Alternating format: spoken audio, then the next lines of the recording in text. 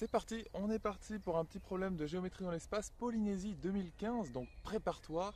Là, je le fais à l'extérieur, franchement, c'est ce que je te conseille de faire. T'emmènes juste un truc, tu vas dans un parc, c'est vraiment un endroit agréable, tu choisis le meilleur endroit, l'endroit le plus calme, l'endroit que tu préfères, parce que c'est le plus joli, parce qu'il y a de l'eau, parce qu'il y a des fleurs. Vraiment, choisis l'endroit le plus inspirant pour toi et concentre-toi sur un seul truc en maths. Et de temps en temps, tu lèves la tête et tu profites de l'environnement. C'est ce que je vais faire avec toi ici. Donc j'ai sur mon portable ici, sur mon iPhone, eh bien j'ai mis le PDF de Polynésie 2015 et là on va faire l'exercice 1 ensemble. Donc c'est parti, je l'ai énoncé, je te l'afficherai aussi dans la vidéo. On considère le pavé droit ABCDEFGH ci-dessous pour lesquels AB égale 6, AD égale 4 et AE égale 2. Donc là ce sont les longueurs, on voit bien le pavé qui est dessiné également dans l'énoncé, donc il n'y a pas de souci. On peut aussi, toujours c'est pas mal comme conseil, annoter les dessins de l'énoncé, c'est-à-dire que tu peux ajouter les informations que tu vois dans l'énoncé sur le dessin. C'est super utile de faire ça, parce que comme ça tu as toutes les informations sous les yeux. Vraiment, fais-le. Dès que tu as une information qui n'est pas indiquée sur le dessin, indique-le. Par exemple des longueurs égales, tu vois les petites marques, la petite double marque ou une simple marque, ou les longueurs, ou des angles droits, etc. Tu peux le faire, faut pas non plus trop charger la figure, mais fais-le. Je t'assure que c'est vraiment un bon conseil ça. Parce que ça fait en fait travailler le cerveau avant même de commencer à réfléchir. Parce que tu as toutes les infos sous les yeux, et là ton cerveau il commence à analyser la figure, il commence à se poser des petites questions, etc. Donc là on a un pavé droit, ok, il est dessiné dans l'énoncé, il n'y a pas de souci. Et ici il y a des vecteurs, donc on définit les points IJK tels que en fait. Donc IJ et K sont les points tels que AI égale 1 sixième de AB et AJ égale 1 quart de AD et AK égale 1 demi de AE. Donc voilà, quand tu vois des relations vectorielles comme celle-ci, ce qu'il faut vraiment que tu te dises, c'est que tu vois la première relation AI égale 1 sixième de AB. AB c'est un vecteur connu, on le voit sur la figure. AB on voit bien ce qu'est ce vecteur.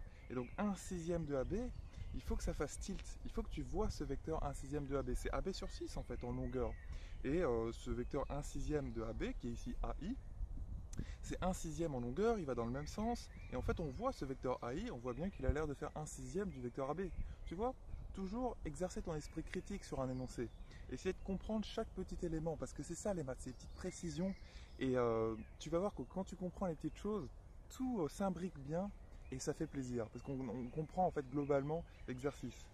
Donc là, AI, ça y est, on voit bien, il est placé à 1 sixième en fait. C'est comme si tu divisais le segment AB en 6 parties égales et I, il est sur la première partie, au bout de la première partie. Et dans la première question, donc déjà, ouais, je finis de lire l'énoncé quand même, on se place dans le repère orthonormé A, AI, AJ, AK. Alors qu'est-ce que ça veut dire ça? C'est un repère orthonormé. Orthonormé, pour un repère, ça veut dire que les trois axes, parce qu'ici on est en 3D, géométrie dans l'espace, les trois axes, ils sont perpendiculaires. Et aussi normé, ça veut dire que, eh bien, suivant chaque axe, tu vas, comment dire, avoir un vecteur unitaire qui est de même longueur. Donc ici, est-ce que c'est bien le cas? Bon, c'est à voir, parce que là on a le point I, le point J, le point K, on ne peut pas vraiment encore pour le moment calculer les longueurs. C'est pas évident de connaître les longueurs ici. Mais un repère orthonormé, dis-toi que c'est ça. C'est un repère dont les axes sont perpendiculaires et dont les unités, c'est-à-dire le 1 suivant chaque axe, sont aux mêmes longueurs en fait.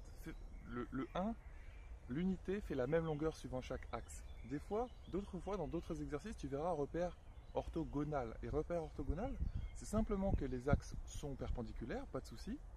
Mais par contre, les unités ne font pas forcément la même longueur. Tu vois, donc différence entre repère orthogonal et repère orthonormé. Bon, une petite différence. Ici, qu'est-ce que ça veut dire ce repère A, AI, AJ, AK? Eh bien, A, ça veut dire que c'est l'origine du repère, c'est le haut en fait. Donc ces coordonnées, direct ce que tu peux te dire dans ta tête, c'est que c'est 0, 0, 0. Première chose que tu peux te dire. Ensuite, les trois vecteurs qui sont donnés ensuite, là, ce sont les vecteurs unitaires, c'est-à-dire les vecteurs qui vont indiquer le 1 suivant chaque axe. Et les axes, tu les prends dans l'ordre X, Y, Z. Donc, AI, ça va être le vecteur unitaire suivant l'axe des X, et AJ suivant l'axe des Y, et AK suivant l'axe des Z. Tu vois? Donc ça veut dire que I, ça va représenter le 1 sur l'axe des X, et le J va représenter le 1 sur l'axe des Y, et le K, le 1 sur l'axe des Z. Ça va?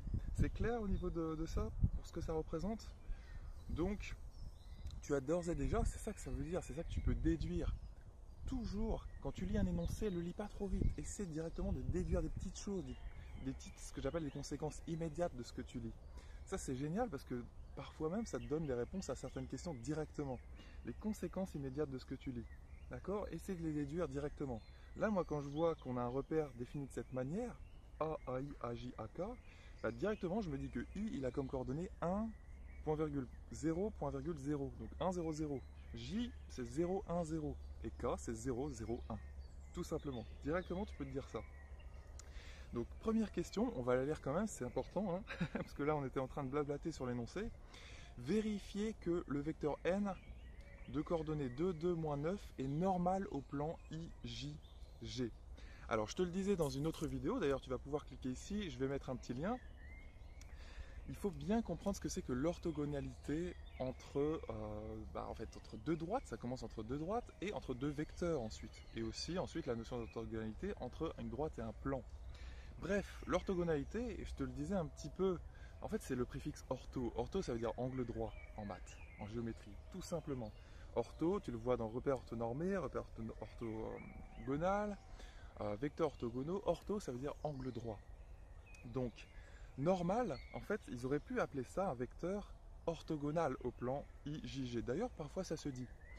Donc ici, comment prouver que ce vecteur est normal, c'est-à-dire orthogonal au plan IJG? En fait, on se repère bien déjà au niveau de ce que ça veut dire, au niveau de ce que ça signifie.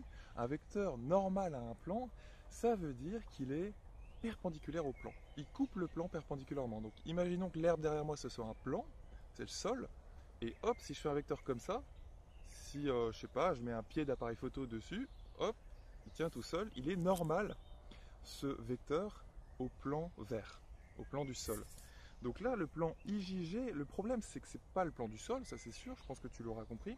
C'est un plan qui est un petit peu spécial parce qu'il est penché, tu vois. Il n'est pas évident à voir d'ailleurs. On pourrait dessiner le triangle IJG, ça serait déjà une première étape pour mieux visualiser ce plan. Mais bon, c'est pas évident à voir comme plan et c'est pas très grave. Ici, on te demande juste, on peut même pas visualiser d'ailleurs le vecteur 2, 2, moins 9. Parce qu'on pourrait le dessiner, mais c'est galère à dessiner un vecteur ou c'est galère de dessiner un point, même dans un repère en 3D, c'est jamais facile.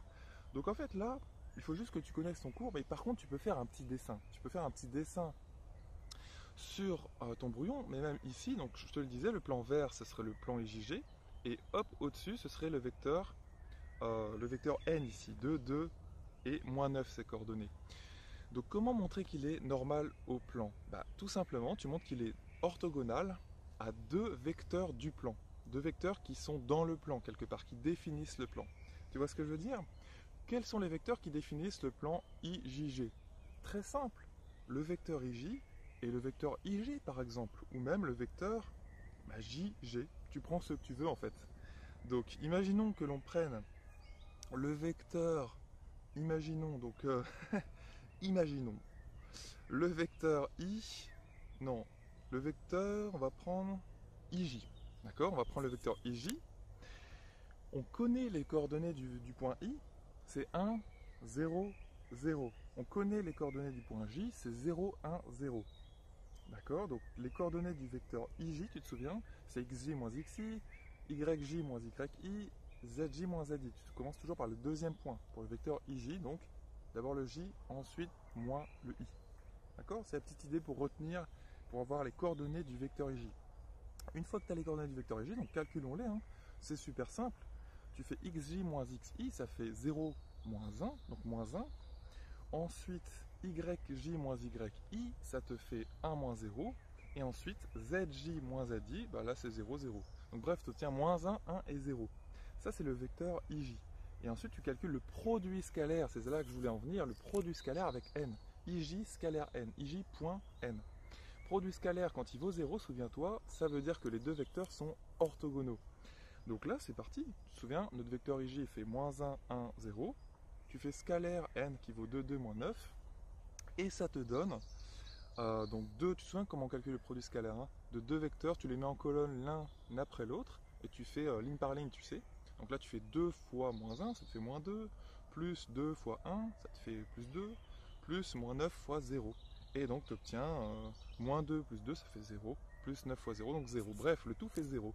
Ça prouve que le vecteur IJ, il est tout simplement, je vais y arriver, orthogonal avec n. Voilà. C'est pas fini. Il faut que tu montres que n est orthogonal à un deuxième vecteur du plan IJG. Parce qu'un seul vecteur, ça suffit pas, il en faut deux. Tu vois, quand tu veux montrer qu'une droite est perpendiculaire à un plan, il faut que tu montres qu'elle est orthogonale avec deux droites dans le plan. D'accord? Donc tu prends deux droites dans le plan, n'importe lesquelles. Ici on a pris, en fait on a pris le vecteur IJ et on va prendre le deuxième, on va prendre par exemple IG. D'accord? Et tu montres que ces deux vecteurs sont orthogonaux avec le vecteur n. Donc c'est parti, calculons les coordonnées, je pense que tu auras compris comment faire. Hein. On calcule les coordonnées de IG. Donc I, on rappelle ses coordonnées, c'est 1, 0, 0. Et G, alors le problème c'est qu'on n'a pas les coordonnées de G. Comment obtenir les coordonnées du point G? Alors, on veut tous obtenir les coordonnées du point G. Alors, je pense que le point G, comment obtenir ces coordonnées? En fait, dès que tu as un point inconnu dans un repère comme celui-ci, ce qu'il faut que tu fasses, c'est que tu mets A, c'est l'origine, et tu vas vers G, ton point inconnu. Donc ça te forme un vecteur, donc le vecteur AG, et tu cherches à l'exprimer en fonction des vecteurs unitaires qui sont AI ici, AJ et AK. Et ensuite, tu les mets dans l'ordre, donc tu auras AG en fonction de AI, AJ et AK, et les coordonnées, enfin on va dire les coefficients devant ces vecteurs que tu vas obtenir, ce sera les coordonnées de G. Ce seront aussi les coordonnées du vecteur AG. D'accord? C'est la technique pour avoir les coordonnées d'un point, quand c'est pas évident, dans un repère défini comme ça, tu sais, avec A et des vecteurs comme ça. Donc je répète, tu mets A, donc l'origine du repère, tu vas vers ton point inconnu, ici c'est G, mais ça pourrait être n'importe lequel. Tu pourrais avoir les coordonnées de H ou même du milieu de HG, peu importe. Ici c'est G, donc AG, et on va l'exprimer en fonction de AI, AJ, AK. Comment faire? Tout simple, tu appliques la relation de Chasles.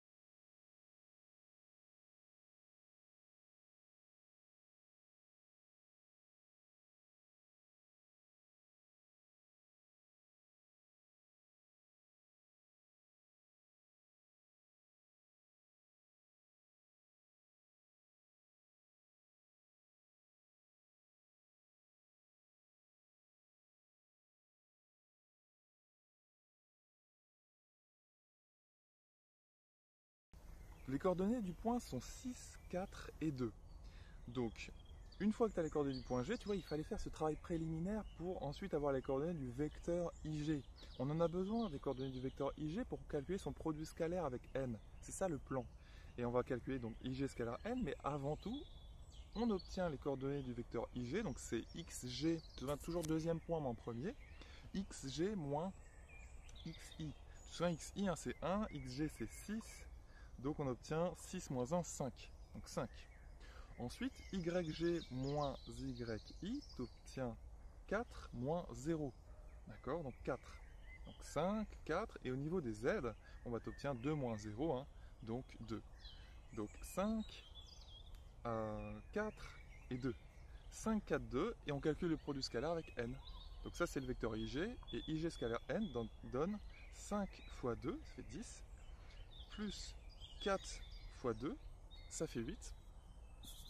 Plus tout simplement 2 fois moins 9, donc tu obtiens moins 18. Donc tu obtiens, tu te souviens, 10 plus 8, donc 18, moins 18. Donc ça fait bel et bien 0. Ça marche bien.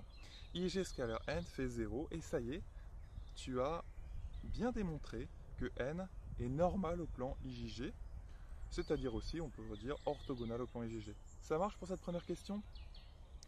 Donc, Deuxième question, déterminer une équation du plan IJG. Une équation d'un plan, c'est une équation cartésienne qu'on te demande, même si le mot n'est pas indiqué. Une équation cartésienne, c'est AX plus BY plus CZ plus D égale 0. En fait, il te faut trouver les coefficients A, B, C et D. C'est ça qu'il te faut. C'est ça que ça veut dire déterminer une équation d'un plan. Il te faut A, B, C et D. Et en fait, A, B, C, c'est super simple à trouver dès lors que tu viens de trouver un vecteur normal au plan. Et c'est justement ce qu'ils t'ont fait trouver à la question précédente, c'est le vecteur n. Et souvent, ça va être formulé comme ça dans les exercices. Ils te font d'abord trouver un vecteur normal au plan, et ensuite, ça y est, ça te donne A, B, C, il ne te manque plus que D. Et pour trouver D, c'est assez simple, tu vas voir. Donc là, ça y est, hein, A, B, C, tu l'as, c'est 2, 2 et moins 9. Et pour D, ce que tu fais, tu remplaces X, Y et Z par les coordonnées d'un point du plan. Par exemple, par les coordonnées de I. Donc I, tu te souviens, ces coordonnées, c'est 1, 0, 0. Et ce que tu fais, tu te souviens, A, B, C, on vient de trouver que c'est 2, 2 et moins 9. Donc tu peux vraiment remplacer A, B, C, je répète, par les coordonnées d'un vecteur normal du plan. Un vecteur normal, je dis bien un parce qu'il pourrait y en avoir plein d'autres. Tu es d'accord que si je reprends mon plan vert ici, un vecteur normal, ce serait ça. Mais si je prends deux fois ce vecteur plus long, c'est toujours un vecteur normal du plan. Si je prends un vecteur dans l'autre sens, il est toujours perpendiculaire au plan, tu vois. En fait, on ne dit pas vecteur perpendiculaire, on dit plutôt normal ou orthogonal. On pourrait dire presque vecteur perpendiculaire à un plan. Donc, voilà. Donc ça veut dire que A, B, C, on les a déjà, c'est 2, 2 et moins 9, il nous manque D. Et pour avoir D, tu remplaces X, Y et Z par l'un des points, par les coordonnées de l'un des points. Les coordonnées de l'un des points, on va prendre I, le premier qui nous vient. On pourrait prendre J ou G, franchement. On pourrait même prendre le milieu de IG, parce qu'on sait que le milieu de G appartient bien au plan IJG. Bref, tu prends n'importe quel point du plan. On prend le premier, c'est coordonnées 1, 0, 0.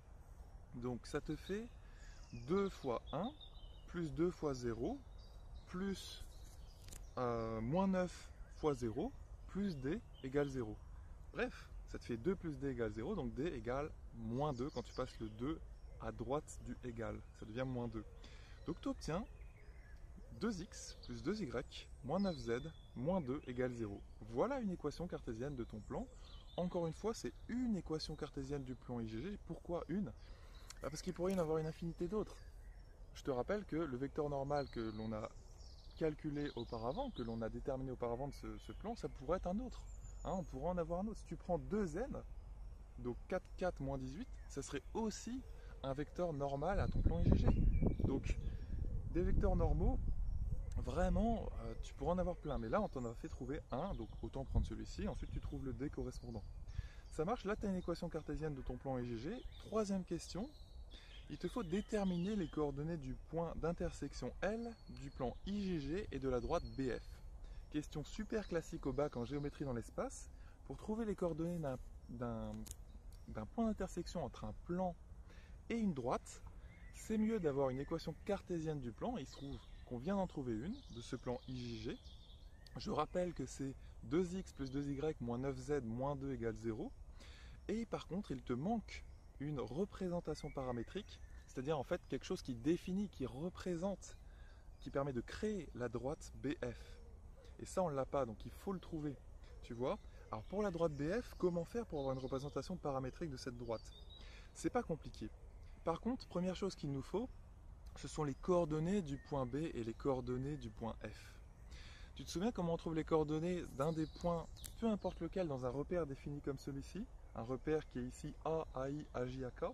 Il faut que tu trouves, par exemple pour le point B, il faut que tu écrives vecteur AB égale, et tu le veux en fonction de AI, AJ et AK, dans cet ordre-là. Donc vecteur AB, c'est super simple. Ça vaut, tu vois, si tu passes le 1/6, puisque AI égale 1/6 de AB, tu passes le 6 à gauche et tu obtiens AB égale 6 AI. Et donc, c'est fini. Donc le point B, tu obtiens le vecteur AB égale 6i plus 0 AJ. Si tu veux, tu peux rajouter le plus 0 AJ plus 0 AK. Donc en fait, ces coordonnées au point B et aussi au vecteur AB, c'est tout simplement 6, 0, 0. Ça marche? Donc B, c'est 6, 0, 0. Ensuite, tu fais pareil pour le point F. F, donc tu écris AF, le vecteur AF. Tu pars toujours de l'origine du repère qui t'est donné. Et tu écris, bon, mon vecteur AF, il vaut combien de fois AI? Très simple, il vaut AB, tu peux le décomposer comme ça, AB plus BF. C'est la relation de Charles. J'ai introduit du B dans le vecteur AF. Tu vois, donc ça te fait AB plus BF. Et à partir de ça, bon ben c'est parti. AB, tu sais que c'est 6AI. Tu vois, le but étant d'avoir du AI, du AJ, du AK. Et BF, on regarde la figure un petit peu. À quel autre vecteur c'est égal? BF, c'est aussi égal à AE par exemple. Ou alors à CG, ou alors à DH. Nous on va prendre AE parce qu'on sait que AE, bah, c'est 2 AK. Donc en fait, finalement, si tu veux, la hauteur du point F, c'est 2. D'accord? Donc finalement, on obtient AF, c'est 6AI plus 0 AJ plus 2 AK. Donc 6, 0 et 2. Voilà les coordonnées du point F.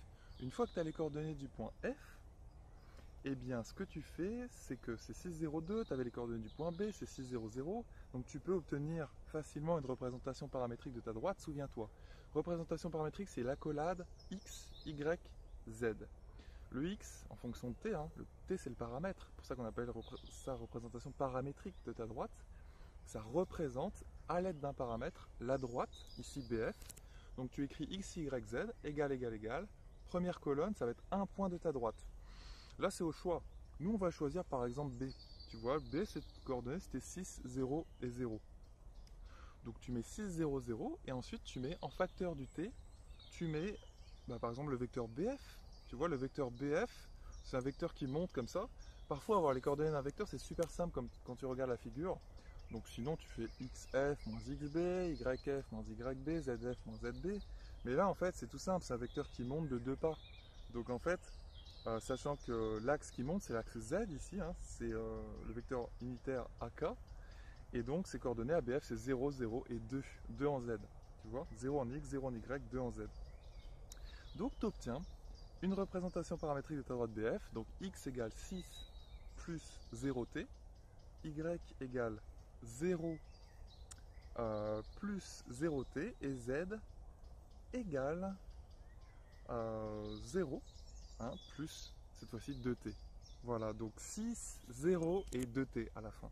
Et la seule chose que tu as à faire maintenant, une fois que tu as obtenu une représentation paramétrique de ta droite BF et que tu as une équation cartésienne de ton plan IJG, tu mélanges les deux. Hein, c'est vraiment ça qu'il faut faire, c'est un système qu'il faut résoudre pour trouver le point d'intersection s'il existe. En fait, il existe, hein, même si c'est pas si évident, en fait, le plan IJG, si tu le prolonges, il coupe la droite BF. Donc là, tu mélanges les deux, tu mélanges. Alors, mélanger, c'est pas le bon mot parce que c'est pas très précis. On essaie toujours d'être précis en maths. Donc là, tu résous le système formé de l'équation cartésienne du plan que tu as, c'est-à-dire 2x plus 2y moins 9z moins 2 égale 0, et de la représentation paramétrique de ta droite. Donc on résout le système et on trouve le point d'intersection qu'il y a entre BF et IJG. Pas très sorcier, tu remplaces le x par, tu te souviens, 6, tu remplaces le y par 0 et tu remplaces le z par 2t. Donc tu obtiens, alors le x on le remplace par 6, ça fait 2 fois 6, donc 12. Ensuite tu remplaces le y par 0, ça te fait 0. Et ensuite tu remplaces le z, on se souvient, par 2t, donc ça te fait 12 plus moins 9 fois 2t, ça fait moins 18t, et moins 2 derrière. Donc 12, le d valait moins 2, donc 12 moins 2 ça fait 10. 10 moins 18t égale 0. Et ensuite tu obtiens donc moins 18t égale moins 10, sinon le mieux c'est de passer le moins 18t à droite direct, et tu obtiens 10 égale 18t, donc t égale 5 sur 9. Et ensuite tu obtiens 6, les coordonnées du point d'intersection qui est noté L ici, donc 6, ça c'est son x, y c'est 0, et ensuite le z, c'est que je me trompe pas, c'était 2t, hein. Donc on obtient 2 fois 5 sur 9, donc 10 neuvième si je ne me suis pas trompé.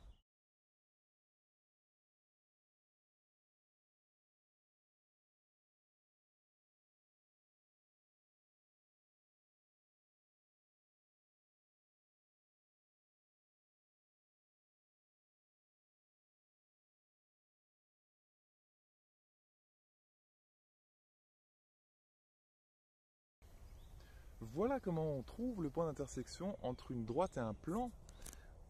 Tu as une équation cartésienne de ton plan, Ça a normalement été trouvé à la question précédente.